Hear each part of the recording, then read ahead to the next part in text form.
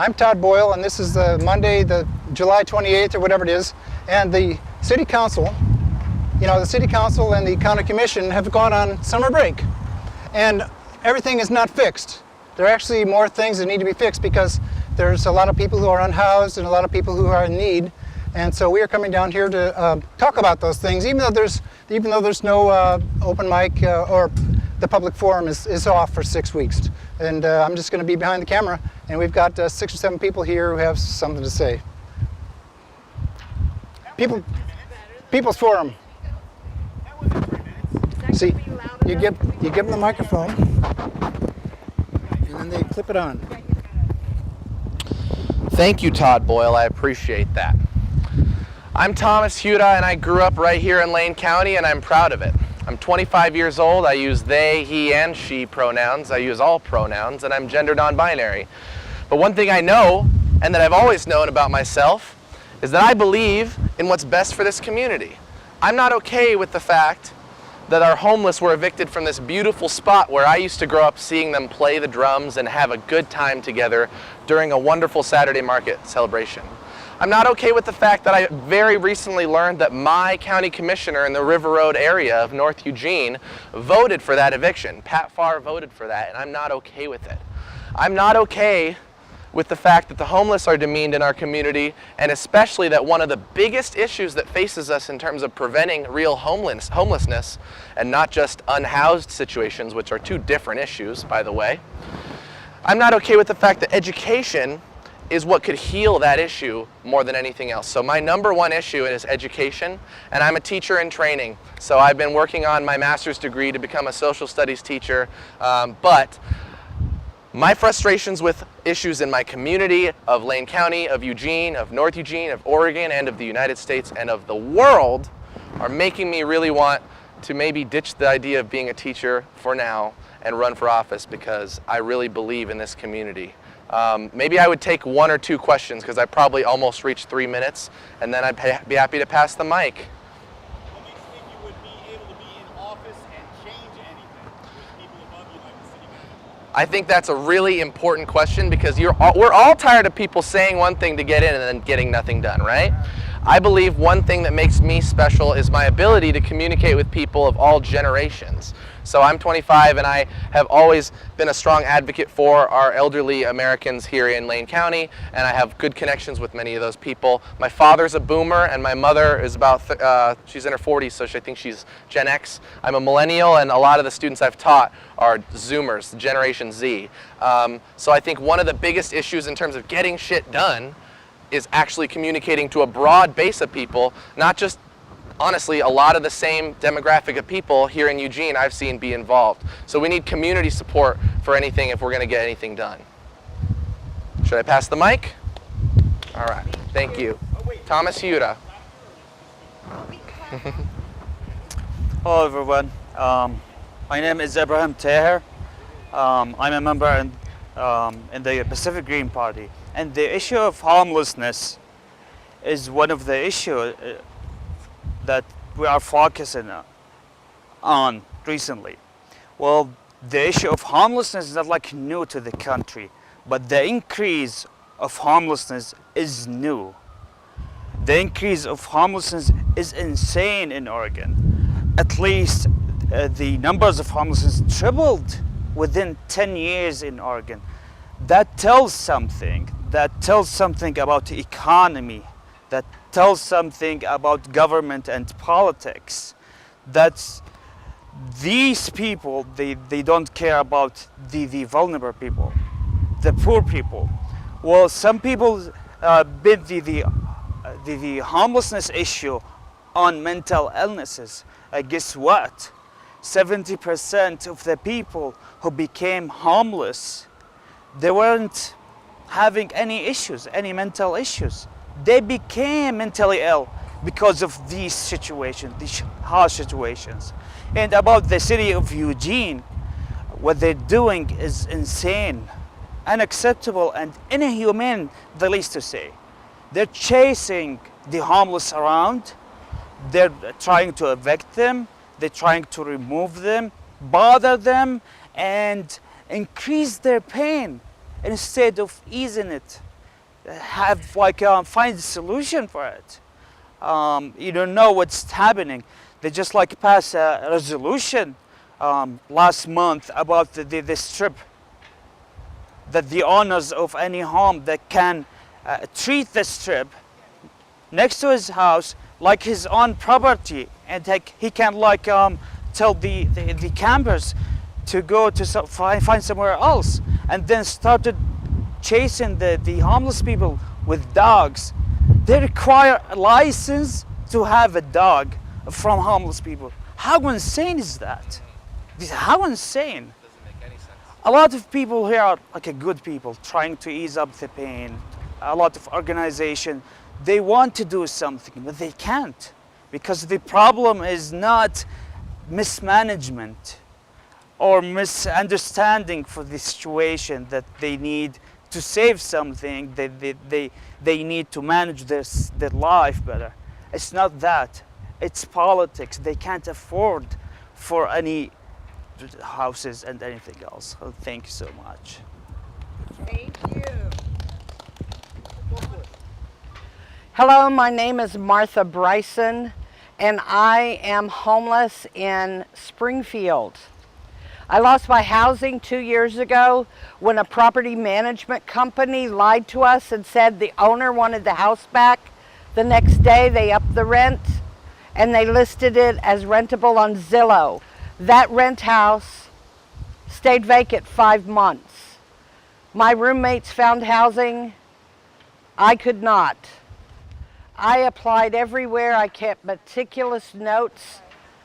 I had property management companies who wouldn't tell me if vacant rentals were upstairs or downstairs, in violation of the ADA and the Fair Housing Act, even after I told them I was in a wheelchair. They changed the rules. Not only do you have to have 3 times the rent in monthly income, I now found out from last year to this year, you have to have a credit score of 600. My credit score is 0. My income is substantial. It is widow's benefits from Social Security, but it's not quite 3 times the rent. So I am denied access to even applying at many places.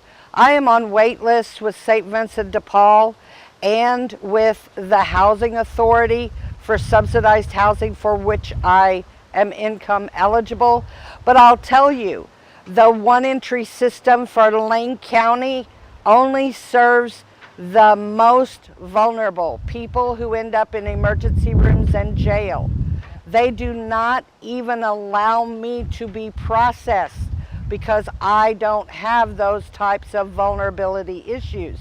As a 64-year-old woman in a wheelchair, I have different types of vulnerabilities that the county is not addressing at all. St. Vincent de Paul, I hear people tell me, oh, go apply, they will help you. No, they won't, because their funding sources are for folks who are veterans, families with children, and people who need permanent supportive housing because they have drug addiction issues.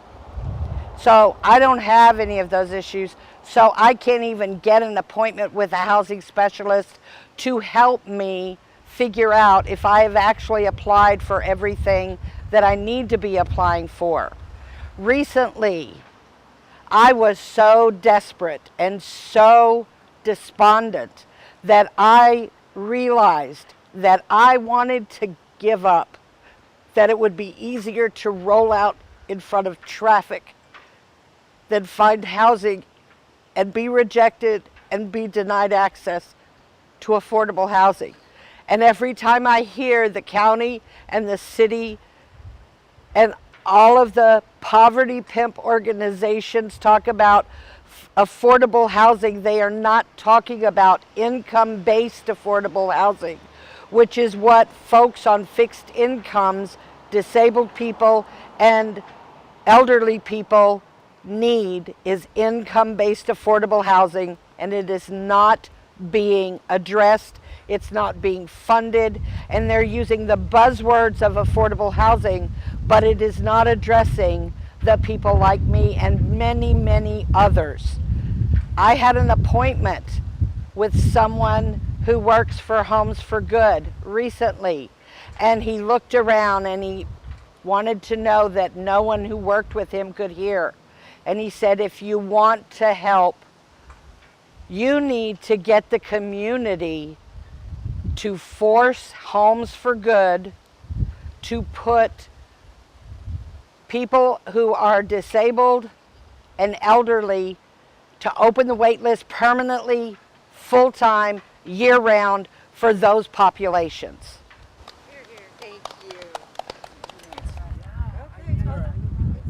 Hi, Eric Jackson. I am here at Waymar's Free Speech Plaza, exactly in the exact same spot I was set up on February 13th, protesting alone, both the ICE people being allowed into the sally ports of the courthouse, of the jail down the block.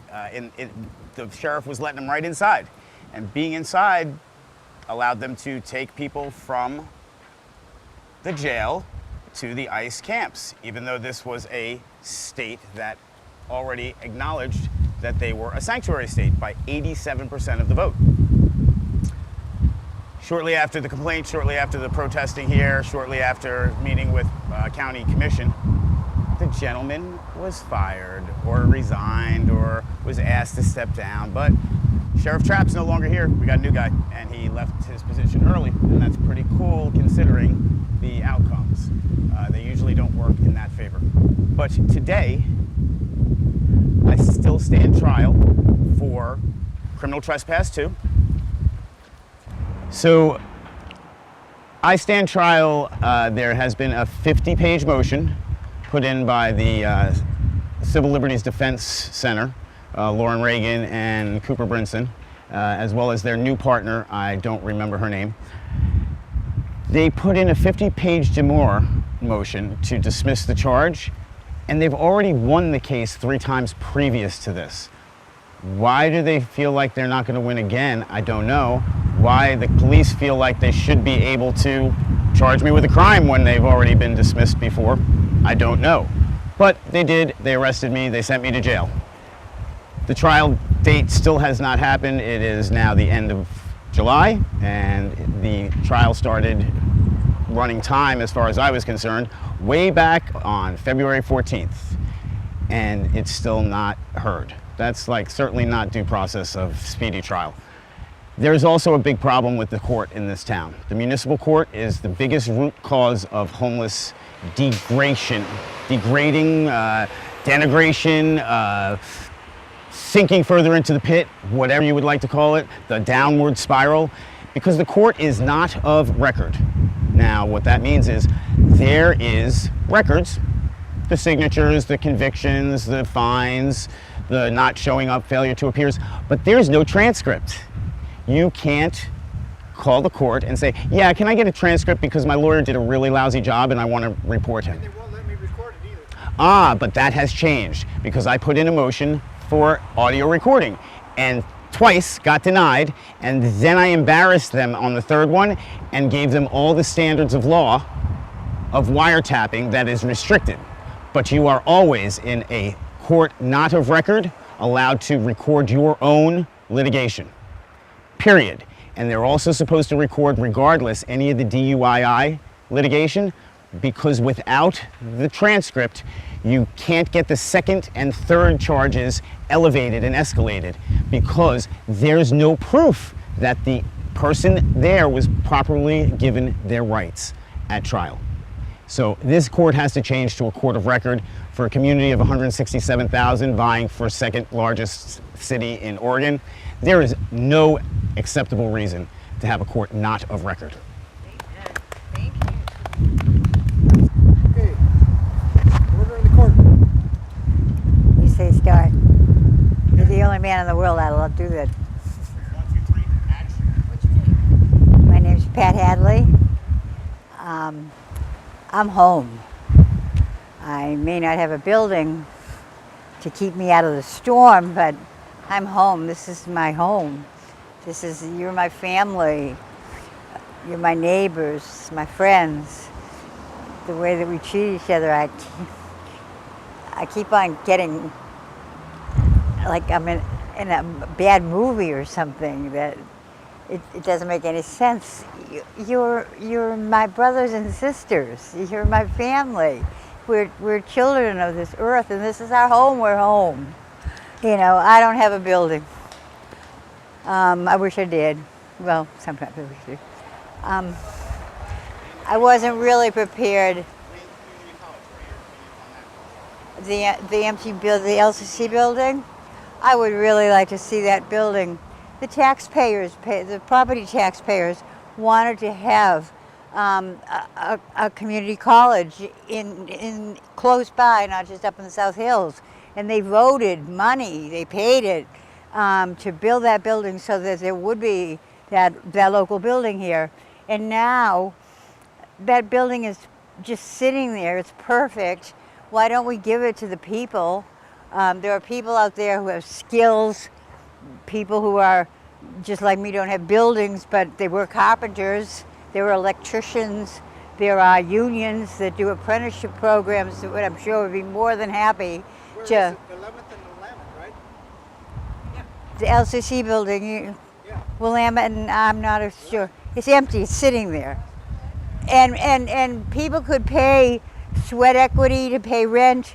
They could pay what they could afford. We could give the taxpayers, the property taxpayers, back some of the hard-earned money that they paid because education was so important to them. Because we're a family, we're neighbors, we want the best for our, it's, either I'm crazy or the world is crazy, and I'm going for the world, not me. We're neighbors, we're relatives, you're my brothers and sisters. We're home. You know, we're home. Even Arab people. All the same, I live over here. If this ain't home, I don't know what is. Anyway. Okay, so this is it. We're just. Hi, my name is Julie Lambert, and I want to say how very grateful I am that I'm here at this People's Forum with these folks who came up to represent for our community on behalf of the people who need someone to advocate for them. We will be meeting here next Monday at 7 p.m. We would like to have everyone come up and use their voices. If you want to get the latest updates on what's happening in terms of how we are moving forward here locally, please tune in to Peaceworks Radio News, KEPW 93.7 FM LP, every Saturday at 11:30 a.m. And thank you. Which part? KEPW 97.3 FM LP. Oh, and online at www.kepw.org. I get stage fright. Okay, so my name is Todd Boyle, and I helped to organize this. And this is the People's Forum. The public forum is in the city council meetings and the county commission meetings. That's called the public forum section of the meeting, which I urge everyone who has unmet needs to come and tell our government, our civil government, your needs. And if we keep richly informing them of our needs, then actually they do. It does affect their decisions, and it also affects the beliefs and the aspirations and desires and values of the 180,000 members of Eugene, Oregon. Of course, our public discourse is largely affected by the public media. That's KVAL, KEZI, and the Register Guard, now owned by national chains. So basically, we are dead meat. We are owned by national media now. There's nobody else except national media. This is really a big problem. And so I have come down here to the in front of the Lane County Courthouse and where the meetings are, where our public officials are on break, in order to come to pay my respects to Wayne Morse, Free Speech Plaza, and I've come here to flick a booger just like Wayne Morse, at this thing up here, because this is actually a piece of shit. And you need to understand that it's not just because the people are doing the best they can, but it's a system that we live under because of the Constitution that we live under. We live under a constitutional system, and we live under a property system. The system of property that we all inherited from the English we didn't ask for this, you know. Did anybody ever ask you if you wanted to be part of America or the United States? Nobody ever asked me. They just said, shut up, kid, and pledge allegiance. And so I'm going, you know, I didn't ask for this. And it actually came from the Middle Ages, from the English. The property system, which is reflected down in the basement over here in the titles, they came here in the 1840s and 50s, and they started putting titles down in the basement, and they said, oh, we're going to make a map, and we're going to pound the stakes in the ground, and that means we own it. And by the way, the Congress gave us this land with a hammer, and if you don't like the hammer, then just try it. And that's what happened to the Native Americans. They were all slaughtered. And so we're living under a system that came in from the English in the 1600s. And so what it's really all about is land. And you have a right to land. You have a right to be on land. This is called 1 square meter. You have a right to be someplace, you know, because you're a human being. We have a right to be someplace. And I have a right to put up a little place here. Boundaries are made up, borders are made up. That's right. And, you know, these guys have bought a square mile of land out there by LCC. And they said, oh, this is going to be parks because we got a park bond. And so they bought all these gigantic parks all around this little bowl of properties, which are now going for millions of dollars each. Millions of dollars! Because that is going to be the best place ever on earth to live, because it's completely surrounded by the, you know, the ridge line of the Spring Boulevard and the ridge, and the Arley Park, and all around. Then I-5 is the other boundary, and the river, and then the mountain, Moon Mountain, and the Coryell Ridge. And the price that they paid for 1,000 square feet is $200. You can own 1,000 square feet, which is enough for your tiny house or trailer. That's 25 feet by 40 feet. So go home and think about, do I need 25 feet by 40 feet? God, I don't even need that much. Just give me respite. 25 feet by 40 feet is a big piece of land. That's what you get in a trailer park. $200, you can own it. You can put down two $100 bills. You can own the land. They bought the land. That's what land costs, $200 for 1,000 square feet. And so that's why I'm down here to tell you that you are being screwed out of your life, out of your wealth. And you have to pay $250,000. That's the lowest price you can buy anything here in Eugene. $250 is $1,000 the price of admission to Eugene, Oregon. I think you should put a booger on the curfew sign. Yeah, put another booger. Booger on the curve. Did I overrun my time? Anyway. I think you did. That's okay. Go again. Thank you, Todd. Thank you, Todd. Thank you. Can I go again? Go again. Or is that the end? Yeah, go ahead and do it. All right. Just There's go no ahead. limits on Just speech, shut it off. except for hate crimes and stuff. That's bad. So, no, it's still rolling. It's still rolling, Todd. What I wanted to also share, because as my first political event ever as an announced candidate, it's hard to know how long I'm speaking, right? But I wanted to talk about the fact that there are 5 issues that I personally care a lot about. And I don't know for sure who I'm running against, but I'm coming for someone and they're gonna lose. So, Todd, thank you for talking about land. I should acknowledge that the Kalapuya people occupied and lived on this space for many generations before we ever came here, and I appreciate what they did with this land in terms of how they cultivated it and what we have today. My 5 issues are education, mental health, transportation, kindness, and corruption, stopping corruption. So I'll just speak briefly about each of them. In terms of education, I have been training for my entire life to become a high school history teacher. I wanted to become a social studies teacher ever since I was in about 5th or 6th grade. And I still believe that that's a good goal to have, and I'm excited to do that.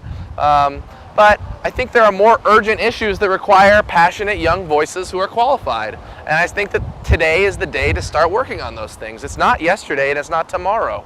So, well, it was yesterday, frankly, but we can't do anything about that. That's education. With mental health, I'm proud of the fact that I have a few different neurodivergent behaviors I exhibit. I have a few different mental health conditions, major depression, generalized anxiety, bipolar, and I am a very functional and capable person, and I'm not that scary either. I think that I'm not that scary. I think that, I think I'm pretty friendly, and what I would love is for young people to have a comprehensive understanding of the symptoms of these different conditions, and so that when they are with somebody who's in crisis, a mental health crisis, they can administer mental health first aid for one thing, and they better understand who they're dealing with, right? So that's mental health and education. And I want to talk briefly about the crappy transportation infrastructure we have. As I think an unmarked police car is behind us watching, and that's great. We'll continue talking. Transportation is a joke. That's all I need to say. In Oregon, the urban-rural divide keeps increasing and polarizing our society and allowing those who are elected, to continue in power. We should not be allowing that.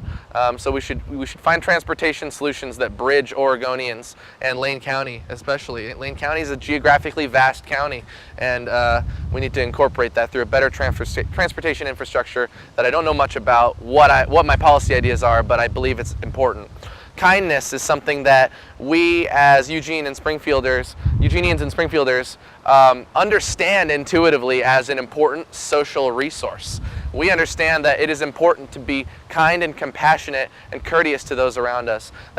We have different views on that than other people in the world. Other people in the world have different social standards and ideas, and I think that we should embrace the fact that we are a kind community, and our policies and our values should all reflect that. So when we evict the homeless from this free speech plaza, I think about the tremendous institutional unkindness being done to those people, because you can't just brush someone away from your eyesight because you're unhappy with the fact that your park isn't, I don't know, uninhabited or clean or whatever people think is better. Good to know. He said that it's also homeless people who are protesting the current situation right here in Free Speech Plaza. I'll make it personal. My father's been homeless since 2011. My time is up, and so I can't talk about corruption, but we're going to stamp it out by electing good leaders. So that's what I have to say. Excuse me. I have an announcement. I'm Martha Bryson, and I've been a homeless activist for 30 years. And recently, when I was ready to give up, the very next day, a man on one of the Facebook pages for Eugene homeless and renters convinced his landlord to rent me a downstairs apartment, which is what I couldn't find a ground floor apartment. Now keep in mind, it has no ramp for me to get my wheelchair up to the front door, and it's very expensive. It's $775 a month for a little under 300 square feet. I can take my wheelchair in if I can get volunteers to build a ramp for me, and my wheelchair can go into the living room, but the doorways are too narrow for me to get into the bathroom or the bedroom, but that's okay. But I'll be housed. Friday, I sign a lease. And I'll be housed, and this is a temporary housing situation, because what I need is income-based subsidized housing, because if I pay $775 a month for this tiny apartment, for which I am eternally grateful, it will leave me about $25 a week for food and nothing else. So it is not affordable for me, but it'll get me housed while I still wait the couple of more years it'll take for my name to come up on senior and disabled housing. But I will be housed if the community would come together and help me get a ramp and help me get into my hospital bed, into this tiny apartment this next weekend, and help me get housed. Thank you. Hi there, my name is Pamela Kraus. I'm glad to be here on Free Speech Plaza. So last week, City Council had to make effort to pass and then adjust votes on an anti-white supremacy declaration here in Eugene. On Saturday last weekend, a teenager at Lane County Fairgrounds was thrown racial epithet by a grown man, a grown white man. Yes. And the security at the fairgrounds exited from the fairgrounds the teenagers who stood up for the victim in that circumstance.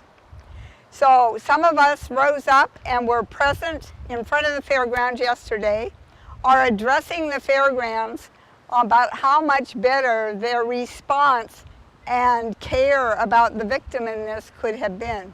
So, a summary of what had happened goes like this. Yesterday, January 27th, one 13-year-old at Lane County Fair in Eugene was harassed with the N-word, told to go back to where she came from, and that she is not welcome here by a white man in his 30s.